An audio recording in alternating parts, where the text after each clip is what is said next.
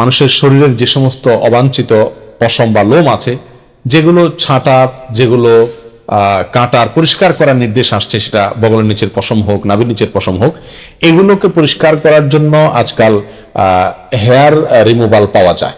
এক ধরনের আপনার ক্রিম পাওয়া যায়। এই ক্রিমটা মাখায় দিয়ে এরপরে কিছু দিয়ে টান দিলে এগুলো পড়ে যায়। এখন এই হেয়ার রিমুভাল ইউজ করে এটাকে পরিষ্কার করা জায়েজ আছে, নাকি এখানে ব্লেড ইউজ করতে হবে, কেচি ইত্যাদি ইউজ করতে হবে?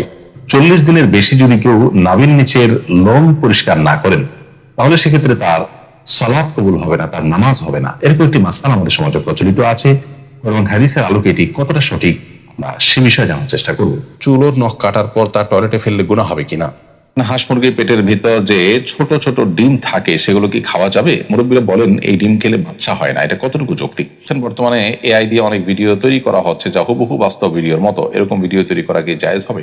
এদের চুল উঁচু করে বাধা নিষেধ, কিন্তু হিজাবের নিচে তো চুল খোলা রাখা যায় না, খোপা করতেই হয়। ওই খোপাটা মাথার উঁচুতে নয়, বরং ঘাড়ের উপরে থাকে। এটাও কি উটের কোজ হিসাবে বিবেচিত হবে? আমার স্বামীর তুলনায় আমি খাটো, আমার স্বামীর সাথে মানিয়ে চলার জন্য উঁচু জুতা ব্যবহার করলে গুনাহ হবে কিনা? মেয়েদের মাসিকের প্রথম দিন পেটে ও কোমরে যন্ত্রণা থাকে, তা আগে কালো দৃষ্টি নামে পরিচিত ছিল। অনেকে এতে কবিরাজের কাছে যায়। ইসলামে কালো দৃষ্টির কোন অস্তিত্ব আছে কিনা, এটা সত্য কিনা? আমাদের থাকা অবস্থা কি কারো সালামের উত্তর দেওয়া যাবে? কিছুদিন ধরে আমার মনে হয় আল্লাহ আমাকে কেন সৃষ্টি করেছেন? আমার মৃত্যুর পর জান্নাত বা জাহান্নাম থাকবো, আমরা মৃত্যুর পর জান্নাতে বা জাহান্নামে থাকবো, কিন্তু তারপর কি হবে? জীবন কি কখনো শেষ হবে না? জান্নাতে কি আপনজনের দেখা হবে? এসব ভাবলে আমি খুব অস্থির হয়ে পড়ি এবং মানসিকভাবে কষ্ট পাই। ইসলাম কি বলে আমি কিভাবে মানসিকভাবে স্থির থাকতে পারি? খেলার জার্সি পরে নামাজ পড়লে তা আদায় হবে কিনা? মা অভিশাপ দিলে কি করব? গরিব হিন্দু মেয়ের জন্য মুসলমানরা কি সাহায্য করতে পারবে? মৃত্যুবার্ষিকীতে কোরআন খতম করা কি যায়? যারা কোরআন খতম করেন তাদের দেওয়া হাদিয়া নেওয়া কি ঠিক? এছাড়া কোরআন খতমের উদ্দেশ্যে আমাদের আয়োজন করলে কি খাওয়া জায়েজ হবে? মাসাদ বলেছেন, বর্তমানে এআই দিয়ে অনেক ভিডিও তৈরি করা হচ্ছে যা হুবহু বাস্তব ভিডিওর মতো। এরকম ভিডিও তৈরি করা কি জায়েজ হবে? না, এরকম ভিডিও তৈরি করা জায়েজ হবে না। এটা বিভিন্ন রকমের অন্যায়ের পথকে উন্মোচন করবে। তাছাড়া এখানে নতুন একটা প্রাণীর অবয়ব তৈরি করা হয়, যেটা সম্পূর্ণভাবে না জায়েজ এবং গুনাহের কথা। নাফিসা আলু আপনি লিখেছেন, মেয়েদের মাসিকের প্রথম দিন পেটে ও কোমরে যন্ত্রণা থাকে, তা আগে কালো দৃষ্টি নামে পরিচিত ছিল। অনেকে এতে কবিরাজের কাছে যায়। ইসলামে কালো দৃষ্টির কোন অস্তিত্ব আছে কিনা, এটা সত্য কিনা? কালো দৃষ্টি বলতে কি বোঝানো হয় আমি জানি না। যদি নাকি কাল দৃষ্টি বলা হয়েছে সেটা আমি জানি না। তবে এখানে বদনজর, যেটা মানুষের বদনজর তো লাগতেই পারে, সেটার সাথে এটা তো সম্পর্ক নেই। এটা কাল দৃষ্টি বলতে কোনো দুষ্ট জিনের প্রভাব এরকম কোনো মিনিং কেউ করে থাকতে পারে, সেটা হতেও পারে। বাট সাধারণত মাসিকের প্রথম দিনে ব্যথা হওয়া এটা অস্বাভাবিক নয়। এই বিষয়গুলোতে ডাক্তার শরণাপন্ন হতে হবে। এখানে প্রশ্ন ধাঁচ থেকে বোঝা যাচ্ছে এটি নেহায়েতই আপনার অমূলক ধারণা এবং সমাজে প্রচলিত যে সমস্ত আপনার কুসংস্কার আছে এটি তার অন্তর্ভুক্ত বলে মনে হচ্ছে। কারণ এরকম হলেই সেটাকে কালো দৃষ্টি মনে করা সঠিক নয়। এটা স্বাস্থ্যগত কারণে হতে পারে। আর এই রাতুল শুভ আপনি লিখেছেন, নামাজে থাকা অবস্থায় কি কারো সালামের উত্তর দেওয়া যাবে? উত্তর হলো না। নামাজে থাকা অবস্থাতে কেউ সালাম দিলে সালামের উত্তর দেওয়া যাবে না।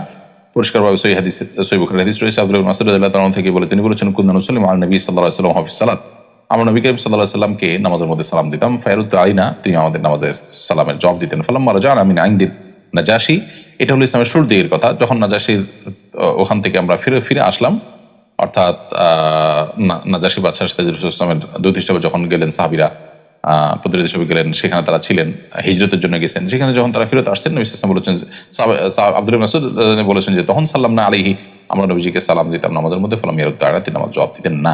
অকল ইন্না ফিস সালাতি শুগলা, এবং তিনি বলতেন নামাজের মধ্যে ব্যস্ততা আছে, এখানে জবাব দেওয়া যায় না। এই জন্য নামাজের মধ্যে সালাম দিলে সালামের জবাব দেওয়া যাবে না, আর নামাজি ব্যক্তিকে সালাম দেওয়াও যাবে না। মেহরান মনি আপনি লিখেছেন, মেয়েদের চুল উঁচু করে বাধা নিষেধ, কিন্তু হিজাবের নিচে তো চুল খোলা রাখা যায় না, খোপা করতেই হয়। ওই খোপাটা মাথার উঁচুতে নয়, বরং ঘাড়ের উপরে থাকে। এটাও কি উটের কোজ হিসাবে বিবেচিত হবে? মাথার উপরে উঁচু করা নিষেধ। মাথার উপরে, যেটা উটের কোজের মতো উঁচু হয়ে থাকে মাথার উপরে, এটা কোনো কোনো আরবের মেয়েদেরকে দেখা যায় যে তারা হিজাব করেও এরকম চুল বাঁধেন। কিন্তু যদি মাথার পেছনে বাঁধেন তাতে কোনো অসুবিধা নেই। ওইটা উঁচু হয়ে আছে বলতে পেছনে উঁচু হয়ে আছে এবং অনেকটা ঝুলন্ত টাইপ আছে, সেটাতে কোনো অসুবিধা নেই। বরং এটি বিভিন্ন হাদিসের আলোকে জানা যায় যে মহিলা সাহাবীরা, নবী সাল্লাল্লাহু আলাইহি ওয়াসাল্লামের পরিবারের মেয়েরাও তারা মাথার চুল বাঁধতে। তো এই বাঁধাটা দোষের বিষয় না। মাথার উপরে উঁচু করে বাঁধা, যেটা আপনার নিছকই প্রদর্শনের জন্য, এবং পরপুরুষকে আকৃষ্ট করবার জন্য, এবং যেটার ফলে আপনার পর্দার বিধান বেশ খানিকটা লঙ্ঘন হয়, সেটা শুধু নিষেধ। চুল বাঁধাটা মৌলিকভাবে কোনো নিষেধ নয়। 40 দিনের বেশি যদি কেউ নাভির নিচের লোম পরিষ্কার না করেন, তাহলে সেক্ষেত্রে তার সালাত কবুল হবে না, তার নামাজ হবে না। এরকম একটি মাসআলা আমাদের সমাজে প্রচলিত আছে, এবং হাদিসের আলোকে এটি কতটা সঠিক আমরা সে বিষয়ে জানার চেষ্টা করব। প্রথম কথা হলো, হাত পায়ের নখ ছোট করা, গোঁফ ছাঁটা ছোট করা, বগল এবং নাভির নিচের পশম পরিষ্কার করা, এটাকে চেঁচে ফেলা, এটি সকল নবী রাসূলগণের প্রতি আল্লাহ রাব্বুল আলামিনের পক্ষ থেকে আরোপিত কমন একটি বিধান ছিল। সকল নবী রাসূলগণের কমন একটি সুন্নাহ ছিল, যে সুন্নাহ সকল নবী রাসূলদের জন্য প্রযোজ্য ছিল। একজন ইমানদারের জন্য সেটি অবশ্যই অনেক বেশি গুরুত্বপূর্ণ। আনাস ইবনে মালিক রাদিয়াল্লাহু তাআলা আনহু একটি হাদিস বর্ণনা করেছেন, যেটি সহিহ মুসলিমে বর্ণিত হয়েছে, সূরা নাসা এবং মুসনাদ আহমদ সহ বিভিন্ন হাদিস কিতাবে বর্ণিত হয়েছে।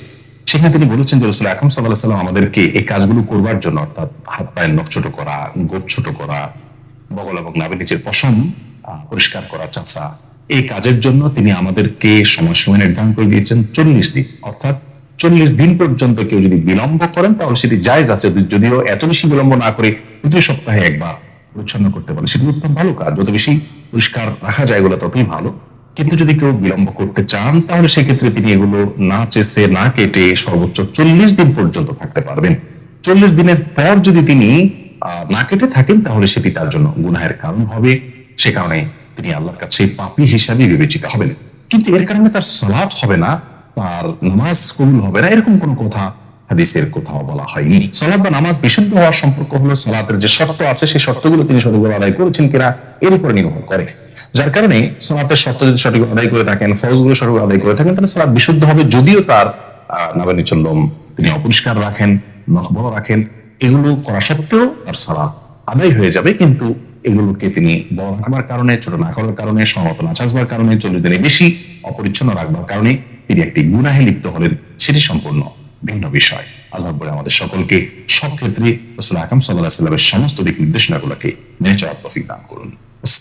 মানুষের শরীরের যে সমস্ত অবাঞ্ছিত পশম বা লোম আছে, যেগুলো ছাঁটার, যেগুলো কাটার, পরিষ্কার করার নির্দেশ আসছে, সেটা বগলের নিচের পশম হোক, নাভির নিচের পশম হোক, এগুলোকে পরিষ্কার করার জন্য আজকাল হেয়ার রিমুভাল পাওয়া যায়। এক ধরনের আপনার ক্রিম পাওয়া যায়। এই ক্রিমটা মাখায় দিয়ে এরপরে কিছু দিয়ে টান দিলে এগুলো পড়ে যায়।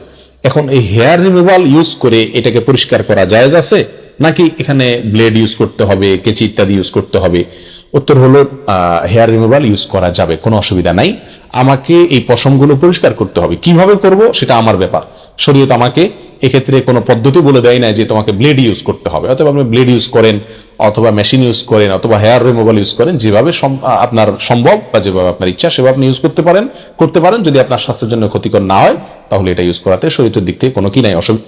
সামিউর রহমান আপনি লিখেছেন, আমার স্ত্রীর এজমার সমস্যা আছে, রাতে ফরজ গোসলের সময় তার খুবই সমস্যা হয়, এমনকি গরম পানি দিয়ে গোসল করলেও সাথে সাথে ঠান্ডা লেগে খুবই সমস্যা দেখা দেয়।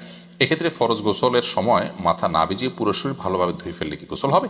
আমার স্বামী ব্যক্তিগত বিষয় ছাড়া অন্য যে কোনো বিষয়ে বাবা মায়ের সাথে আলোচনা করে নেন। আমি মনে করি বিয়ের পর স্বামী স্ত্রী মিলে সকল সিদ্ধান্ত গ্রহণ করা উচিত। সব বিষয়ই তো বাবা মাকে জানার প্রয়োজন নেই।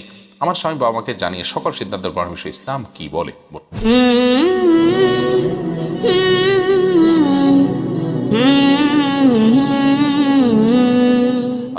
দেখুন, ফরজ গোসলে মাথা থেকে পা পর্যন্ত পুরো শরীর ধৌত করতে হয়, মাথাও ধৌত করতে হয়, চুলেও পানি পৌঁছাতে হয়, এটা ফরজ। বিধায় ফরজ গোসলের সময় মাথা না ধুলে কিন্তু ফরজ গোসল আদায় হবে না। প্রয়োজনে গরম পানি নিতে পারেন, গরম পানি ব্যবহার করার পরে চুল তাড়াতাড়ি শুকিয়ে নেওয়ার ব্যবস্থা এবং উদ্যোগ গ্রহণ করতে পারেন, তাতে আপনার সমস্যার সমাধান হলে আলহামদুলিল্লাহ। যদি তা না হয় তারপরে যেটি করতে পারেন তা হলো চুলের যে বেনি আছে, বেনি না খুলে আপনার মাথায় পানি দিলে যদি চুলের গোড়াগুলোতে পানি পৌঁছে যায় এবং বেনি খোলা ছাড়া যদি তিনি 3 বার পানি দিয়ে দেন এবং পানি পৌঁছায় দেন চুলের গোড়া পর্যন্ত, তাতে তার গোসল হয়ে যাবে। এবং মুসলিম রাদিয়াল্লাহু তাআলার বিখ্যাত সে হাদিস এক্ষেত্রে আমাদের সামনে রয়েছে। নবী করিম সাল্লাল্লাহু আলাইহি ওয়াসাল্লামকে অনুমোদন দিয়েছেন, এটুকু তিনি করতে পারেন। আর যদি এটুকু করলেও তার না হয় তাহলে সেক্ষেত্রে ফরজ গোসল যেন রাতে না হয় সেদিকটা খেয়াল করবে, যেহেতু রাতের অসুবিধা হয়। কিন্তু আমরা ঠুনকো অজুহাতেই আপনার বলবো যে না তায়াম্মুম করে ফেলবো, এটা উচিত নয়। একেবারে নিরুপায় হয়ে গেছেন, ফরজ হয়ে গেছে, এখন গরম পানি করার কোনো ব্যবস্থা নাই, ঠান্ডা পানি দিয়ে করলে চরম বিপদ হতে পারে, তাহলে সেক্ষেত্রে তায়াম্মুম করতে পারেন। এটা নিরুপায় হলে তখন তার জন্য শুধুমাত্র প্রযোজ্য। এরপরে অর্পণ তালুকদার আপনি লিখেছেন, আমার ভাইয়ের বয়স 5 বছর, কিন্তু সে প্রতিবন্ধী, এখনো বুকের দুধ খায়, এই খাওয়াটা কি গুনাহ হবে? 2 বছর পর্যন্ত একজন শিশু তার মা বুকের দুধ পান করবেন। আল্লাহ রাব্বুল আলামিন বলেছেন যে যে ব্যক্তি সন্তানকে দুধ পান করানোর সময়সীমা পূর্ণ করতে চায় তার জন্য 2 বছরের সময়সীমা দেয়া হয়েছে। বিনা 2 বছরের পরে মায়ের বুকের দুধ খাওয়া উচিত নয়। যদিও এই ব্যাপারে আমি যে মতটা বলেছি এটি হলো উলামায়ে আহনাফের মত। আর এর বাইরে সৌদি আরবের স্কলাররা অনেকেই বলেন যে আল্লাহ তাআলা যেহেতু নিষেধ করেননি, অতএব এটি জায়েজ আছে। তো দুটি মত আমরা পেলাম। আর বিশেষ করে সে প্রতিবন্ধী হলে এক্ষেত্রে বাইরের দুধ খাওয়ানো যেতে পারে। অন্যান্য আপনার যে সমস্ত সেফ এবং তুলনামূলক ভালো যে সমস্ত আপনার ডিব্বা ইত্যাদি দুধ আছে, প্যাকেটজাত দুধ আছে, সেগুলো তাকে পান করানো যেতে পারে। এবং আপনার এক্ষেত্রে সেগুলোর উপর যদি আপনার নির্ভর করা হয় তাহলে সেক্ষেত্রে সেটা হবে অধিকতর উপযোগী। মারিয়া ইসলাম আপনি লিখেছেন, আমার স্বামী ব্যক্তিগত বিষয় ছাড়া অন্য যে কোনো বিষয়ে বাবা মায়ের সাথে আলোচনা করে নেন। আমি মনে করি বিয়ের পর স্বামী স্ত্রী মিলে সকল সিদ্ধান্ত গ্রহণ করা উচিত। সব বিষয়ই তো বাবা মাকে জানানোর প্রয়োজন নেই। আমার স্বামী বাবা মাকে জানিয়ে সকল সিদ্ধান্ত গ্রহণের বিষয়ে ইসলাম কি বলে? বোন মারিয়া, আমি বিনয়ের সাথে আপনাকে আরজ করতে চাই, এই বিষয়ে আপনার যে আর্গুমেন্ট, সে আর্গুমেন্টটা সঠিক নয়। হ্যাঁ, এটা ঠিক যে একজন স্বামী তার স্ত্রীকে সন্তুষ্ট রাখবেন বৈধ সমস্ত উপায়ে, এবং তার স্ত্রীকে কেয়ার করবেন, তার মতের মূল্য দিবেন এবং তাকে শ্রদ্ধার সাথে তার বিভিন্ন বিষয়ে তার মতামত নেবেন, এটি উচিত, এটি তার নৈতিক দায়িত্ব। কিন্তু আপনার স্বামী যদি আপনার যে অধিকারগুলো আছে সেই অধিকারগুলো যদি তিনি যথাযথভাবে পালন করেন, আপনার হকগুলো তিনি সঠিকভাবে দেন, এরপর তিনি কীভাবে উপার্জন করবেন, কোথায় ইনভেস্ট করবেন না করবেন, এই বিষয়গুলো তিনি অন্য কারোর সাথে পরামর্শ করেন, মা বাবা হোক বা অন্য কেউ হোক, সে বিষয়ে কিন্তু আপনি তাকে বাধা দেওয়ার অধিকার রাখেন না, কারণ তিনি আপনার অধিকারগুলো যথাযথভাবে আদায় করছেন। হ্যাঁ, আপনাকে কখনোই কেয়ার করেন না, সবসময় ইচ্ছাকৃতভাবেই আপনাকে ইগনোর করে চলেন এবং পাত্তা দেন না, জিজ্ঞেস করতে চান না, এই কাজটি অবশ্যই তার জন্য অনুচিত কাজ। কিন্তু এই অনুচিত কাজ এক জিনিস আর অন্যায় কাজ আরেক জিনিস। অনুচিত কাজ মানে হলো তিনি আপনাকে একটু কেয়ার করা উচিত, আপনাকে মূল্যায়ন করা উচিত, আপনার সাথে সম্প্রীতি ভালোবাসার সম্পর্ক যেন হয় সেদিকটা খেয়াল করা উচিত, এইটা তার সাধ্যে তিনি চেষ্টা করবেন।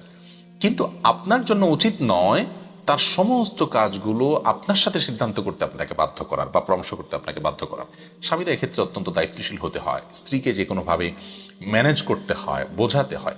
হ্যাঁ, স্ত্রীদের যে চাহিদা আছে, যে অনেক স্ত্রী আছেন যারা বলেন যে না, তোমার মা বাবাকে কেন জিজ্ঞেস করবা, আমাকে জিজ্ঞেস করবা, এটা আমাদের অন্যায্য দাবি। আপনি আপনার অধিকারটা পাচ্ছেন কিনা সেটি পাওয়ার পর স্বামী যদি অন্যদের সাথে পরামর্শ করে, আপনি তাকে বাধা দিতে পারেন না। এবং ইসলাম এটা বলে না যে স্বামী স্ত্রী মিলেমিশেই সব কিছু করতে বাধ্যই না। আমাদের নিজেদের আর্গুমেন্ট হতে পারে, আমাদের আবদার হতে পারে, আর আবদারের জায়গাগুলো ভালোবাসা দিয়ে আদায় করে নিতে হয়। অন্যায্যভাবে তার উপরে কোনো প্রকার খবরদারি চালানো এটা উচিত নয়। যেমন স্বামীও অন্যায়ভাবে স্ত্রীর উপরে কোনো প্রকার খবরদারি চালানো উচিত নয়। ধরুন স্ত্রী তার অনেক ব্যক্তিগত বিষয় আছে, সে ব্যক্তিগত বিষয়গুলো নিয়ে স্বামী তাকে বাধ্য করতে পারেন না যে তুমি এই প্রক্রিয়া করবে। ধরুন তিনি তার মা বাবার সাথে যোগাযোগ করেন, স্বামী তাকে বাধা দিচ্ছেন, সেটা তিনি অন্যায় করবেন, এবং এই জাতীয় অনেক বিষয় আছে। তো আপনি যেটা বলেছেন যে স্বামী স্ত্রী মিলেমিশেই সিদ্ধান্ত গ্রহণ করা উচিত, এটা সব ক্ষেত্রে আবশ্যক নয়। এক্ষেত্রে আমাদের চাহিদাটা শরিয়ার যে নীতিমালা আছে তার মধ্যে সীমাবদ্ধ থাকা উচিত।